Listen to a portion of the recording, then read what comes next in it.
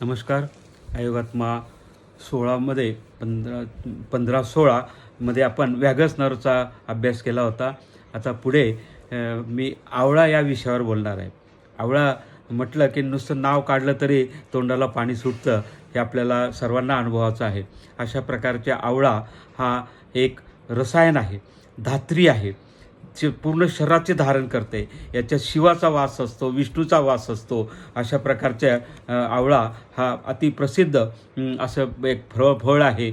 अमर फळ याला म्हणतात. अमृता असं याला नाव आहे. अमलकी, आदी फळ असे विविध नावाने संबोधलं जातं. साधारणतः इफोर्बिएसी किंवा फायलॅन्थेसी दोन क्लासिफिकेटरी सिस्टीम आहेत प्रमुख. त्याच्यामध्ये याचा उल्लेख एका ठिकाणी इफोर्बिएसी हे कुळ आहे त्याचं, एका ठिकाणी फायलॅन्थेसी हा कुळ आहे. फायलॅन्थस इम्ब्लिका हे असं त्याचं वनस्पतीशास्त्रीय नाव आहे. एक बारीक पानं असतात, चिंचेच्या पानासारखे याचे पानं बारीक असतात. एकूण आवळ्यामध्ये 6 रसापैकी 5 रस असतात, फक्त खारट रस नसतो. आता 5 रस कुठले ते आपल्या लक्षात येतं. मधुर, आम्ल, तिक्त, कटू, तुरट हे 5 रस तर आहेतच. या ठिकाणी खारट रस नाही फक्त. अशा पद्धतीने आणि त्यात थोडासा खारट टाकला आपण, सैंधव रस सैंधव वगैरे टाकलं की 6 रसांचा लाभ विनासायास पुरवून देणारा हा धात्री फळ हे रात्री सेवन करत नाही. या ठिकाणी एकूण आवळ्यामध्ये सूर्याचं ते स्थान असल्यामुळे, सूर्य अधिकच ऊर्जावान असल्यामुळे त्याला सन्मान म्हणून रविवारच्या दिवशी आवळा सेवन करत नाही. रात्रीच्या वेळेससुद्धा त्याचं सेवन केलं जात नाही. एकूण हा हर्बल डॉक्टर म्हणून सोपा परिचय याचा आयुर्वेदशास्त्राने करून दिलेला आहे. एकूण जन्मनक्षत्र आध्यात्मिक शास्त्राचा जर विचार केला तर ज्यांचा जन्मनक्षत्र भरणी आहे त्यांचा हा आराध्य वृक्ष ठरतो. अशा प्रकारचे याच्यामध्ये potassium, calcium, phosphorus, ferrous, nicotinic acid, gallic acid, toxic tannic acid, glucose, succinic acid अशा विविध रासायनिक संघटन या ठिकाणी आपल्याला दिसून येतात. धर्मसंचय, त्याच्यानंतर स्नानाच्या वेळीसुद्धा याचं चूर्ण टाकलं का ते धनवृद्धिकारक आहे, ऐश्वर्यकारक आहे. याचं दर्शन स्पर्श देखील ऐश्वर्यकारक ठरतं, वरदायक ठरतं. हे विष्णूला अनुकूल आहे, विष्णूला अनुकूल आहे, शिवाला अनुकूल आहे. आणि साधारणतः दिवाळीनंतर संपल्यानंतरच्या 15 दिवसामध्ये सहल वनभोजनामध्ये हटकून लोक, ज्यांना माहीत आहे ते हटकून आवळ्याच्या झाडाखाली भोजनाला जातात. त्याला आवळी भोजन असं याचं सांस्कृतिक महत्त्व मुद्दाम मी लक्षात आणून देत आहे. आवळी भोजन याचे साधारणतः 3 प्रकार पडतात भारतामध्ये. बनारसी आवळा, आपण आवळ्याच्या सीझनमध्ये ते विक्रेते सांगतात की बनारसी आवळा आलेला आहे, आपण घ्याच. बनारसी आवळा, फ्रान्सिस आवळा, चैकाय आवळा अशा प्रकारे हे आवळ्याचे 3 प्रकार पडतात. बौद्ध मतानुसार अशोक सम्राटाने बौद्ध प्रचारकांना देखील आवळ्याचं झाडं वडाचे, पिंपळचे दिले होते, तसं आवळ्याचंही दिलं होतं असा उल्लेख आढळतो. आवळा हा केश्य आहे, म्हणजे केसांना परिपूर्ण आहे, केसाचं टॉनिकच आहे. आवळ्याचा रस याच्यात टॅनिक ॲसिड असल्यामुळे केस रंगवण्यासाठी, मेहंदी रंगवण्यासाठी आवळ्याचा उपयोग साधारणतः केला जातो. हा बल्यकर आहे, पित्तहारक आहे, शक्तिदायक आहे. मग एका वनस्पतीमध्ये आपण परिचय करून घेत असताना शतावरी देखील पुष्टिकारक आणि शक्तिदायक आहे, तसं आवळासुद्धा शक्तिदायक आहे.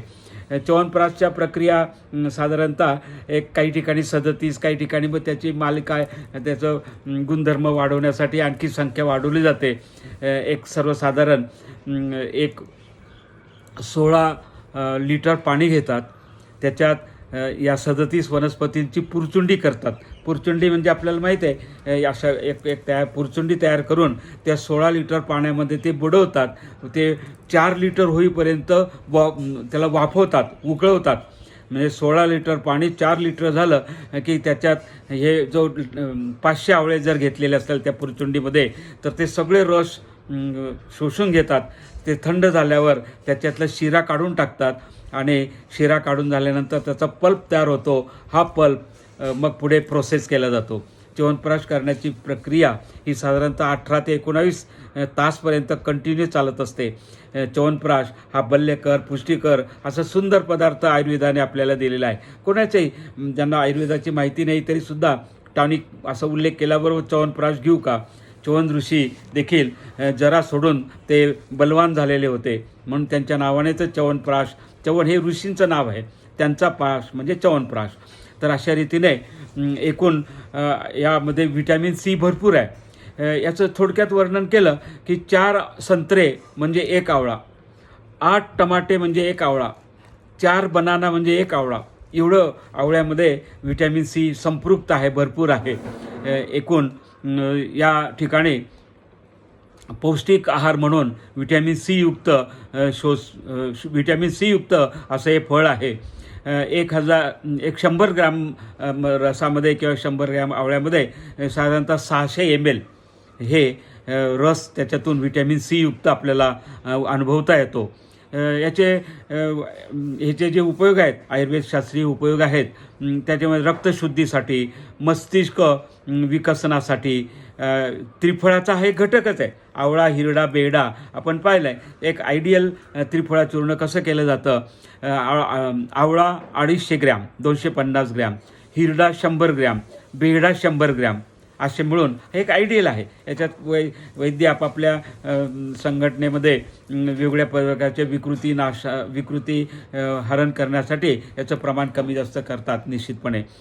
त्वचा विकार, नंतर त्वचेच्या म्हणजे त्वचा साधारणतः खाजवत असेल, त्वचा तेजस्वी ठेवायचा आपल्याला प्रयत्न करायचा असेल तर त्वचा विकारासाठी, उदर विकारासाठी आवळा वापरला जातो. हा अँटी एजिक आहे, म्हणजे वयस्थापक आहे. म्हणजे आपल्या वृद्धत्वाकडे लवकर जाऊ देत नाही आवळ्याचं सेवन केलं तर. आवळा आणि हळद एकत्रित सेवन केलं तर तो डायबिटीसमध्ये देखील सर्रास त्याचा वापर केला जातो. एकूण कॅन्सर निरोधक आहे. आवळ्याचे गुणधर्म आहेत, त्याचे आयुर्वेदशास्त्रीय महत्त्व आणि त्याचे उपयोग हे आपण लक्षात घेतो. हृदयाला स्वास्थ्यकर आहे, मस्तिष्काला पूरक आहे, मधुमेह, त्याचबरोबर एकूण कोलेस्टेरॉल, हाय HDL ज्याला म्हणतात, गुड कोलेस्टेरॉल जो आहे त्याच्या वाढीसाठी, अँटी प्लेटलेट प्रभाव आहे, BP नियंत्रक आहे, अँटीऑक्सिडंट आहे, प्रतिरक्षा तंत्र जे आहे म्हणजे एकूण रोग प्रतिबंधक शक्ती वाढवण्यासाठी त्याला प्रतिरक्षा तंत्र असं समजलं जातं. सूज कमी करण्यासाठी, स्वास्थ्यवर्धक अशा प्रकारे आवळ्यांचे हे विशेष असे गुणधर्म आहेत. आपल्याला सांगितलं की हे धात्री आहे, म्हणजे शरीराचं पोषण करते आईसारखं. धात्री हे आईचं नाव पण, आईला माता असं जे म्हणत असलो आपण, माता, आई वगैरे असं, तर धात्रीसुद्धा हे आईच्या नावानेच ओळखलं जातं. म्हणून हा आवळा अति पुष्टिकारक, बल्यकारक आहे. हिरड्याच्या वेळेस पण आपण हिरडासुद्धा हा धात्रीच आहे. कदाचित कुपिते माता न चौदरस्थ हरितकी, नास्ती यस्य गृहे माता तस्य माता हरितकी, असं आपण वर्णन हिरड्याचा अभ्यास करत असताना पाहिलं होतं. तर या पृथ्वी तलावर अमृता म्हणून ज्या ज्या वनस्पती आहेत त्याच्यात आवळ्याचाही समावेश आहे, शतावरीचाही समावेश आहे. शतावरीचा तर 20 वनस्पतीमध्ये समावेश आहे. आवळा, गुळवेल, हिरडा, अश्वगंधा या अमृताच आहेत. लसूण अमृताच आहे, त्यांचं नावच अमृत आहे. गुळवेलचं नावसुद्धा अमृत आहेत.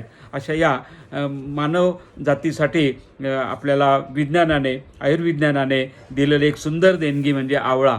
असा एक वेगळ्या पद्धतीने मी परिचय आपल्याला करून दिलेला आहे. आपल्याला निश्चितच आवडेल. आपण येथेच थांबूया. धन्यवाद. जय हिंद.